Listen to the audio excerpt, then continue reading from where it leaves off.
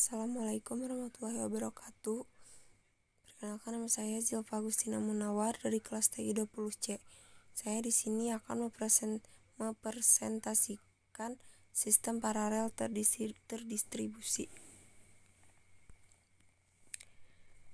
Yang pertama, di sini ada sistem terdistribusi. Sistem terdistribusi adalah kumpulan komponen otonom yang dihubungkan oleh jaringan dengan software yang dirancang untuk menghasilkan fasilitas komputer yang terintegrasi sehingga tampak oleh user sehingga satu sistem komputer. Yang kedua, ada karakteristik. Sistem terdistribusi adalah sistem concurrent atau serentak. Setiap komponen hardware atau software bersifat otonom. Komponen otonom adalah proses, dan komponen menjalankan tugas bersamaan. Contohnya seperti A dan B adalah concurrent. Jika A dapat terjadi sebelum B dan B dapat terjadi sebelum A, maka komponen berjalan bersamaan. Sinkronisasi dan koordinasi dengan message passing, sharing resource dan masalah umum dalam sistem concurrent. Yang terakhir ada deadlock, live-lock, komunikasi yang tidak handal. Selanjutnya ada sistem terdistribusi. Seperti pada gambar di bawah ini. Network saling menghubungkan dengan server dan klien maupun resource agar komponen menjalankan tugas bersamaan. Server atau seat A dan klien seat B saling komunikasi satu sama lain dan e-source terdapat deadlock dan live lock. Selanjutnya jaringan komputer. Di sini ada switch saling terhubung dengan komponen lain agar menjalankan tugas bersamaan, dan terdapat komponen server, komputer, printer, dan scanner. Selanjutnya sistem dan JARCOM. Sistem terdistribusi merupakan keberadaan beberapa komputer otonom bersifat transparan sebagai satu kesatuan.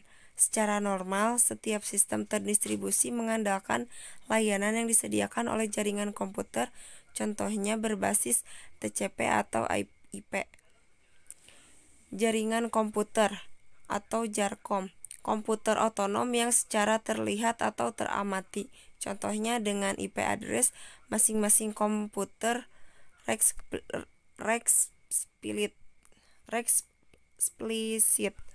Selanjutnya, kelebihan dan kekurangan sistem terdistribusi.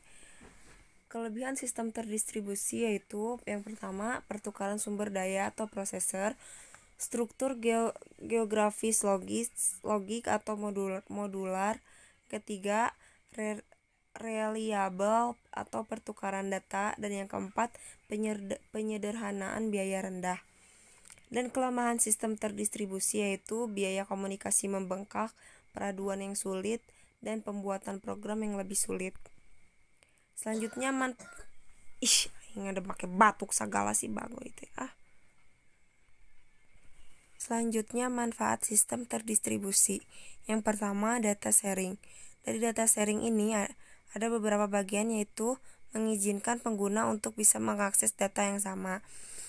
Yang kedua, device sharing, dan yang ketiga, mengizinkan pengguna untuk bisa mengakses perangkat keras yang sama. Yang kedua, ada communication. Communication memungkinkan pengguna bisa melakukan komunikasi jauh lebih mudah. Dan yang ketiga, ada multi-user computing, atau menerapkan banyak user yang dapat login pada saat yang bersamaan untuk mengakses sistem. Kelemahan sistem terdistribusi yang pertama ada complexity. Secara umum, secara rancangan, implementasi, dan maintenance handling jadi lebih kompleks daripada arsitektur terpusat. Yang kedua, security. Asumsi terhadap sistem yang berhubungan jaringan artinya telah masuk ke jaringan publik ini.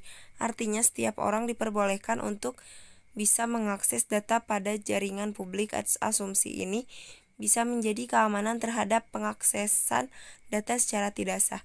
Yang ketiga, ada manageability, atau membutuhkan banyak usaha untuk berorganisasi sistem.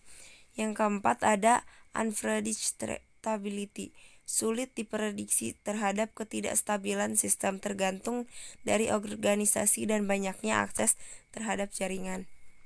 Kesimpulannya yaitu, sistem terdistribusi adalah kumpulan komputer otonom yang dihubungkan oleh jaringan dengan software yang dirancang untuk menghasilkan fasilitas komputasi terintegrasi sehingga tampak oleh user sebagai satu sistem komputer. Karakteristik dalam sistem terdistribusi Kernel adalah setiap komponen hardware atau software bersifat otonom untuk menjalankan tugas bersamaan, sinkronisasi dan koordinasi dengan message passing maupun sharing resource. Terdapat manfaat sistem terdistribusi seperti data sharing communication dan multi-user computing. Begitupun kerugian sistem terdistribusi yaitu complexity, security, manageability, dan unpredictability. Sekian dari saya, terima kasih, mohon maaf apabila ada kesalahan. Wassalamualaikum warahmatullahi wabarakatuh.